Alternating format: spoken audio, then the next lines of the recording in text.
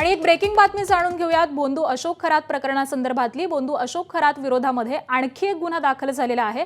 नाशिकच्या सरकारवाडा पोलिसांमध्ये हा गुन्हा दाखल करण्यात आलाय।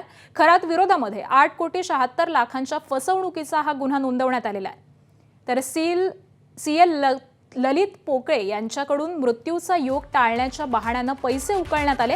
आई वडिलांच्या मृत्यूची भीती दाखवत अवतार पूजेचा बनाव देखील रचण्यात आलेला होता आणि या प्रकरणामध्ये आर्थिक गैरव्यवहारांचे मोठे धागेदोरे हे समोर येण्याची शक्यता देखील वर्तवली जाते।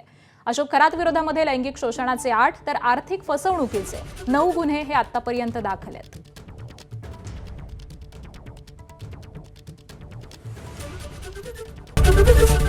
एबीपी माझा, उघडा डोळे बघा नीट।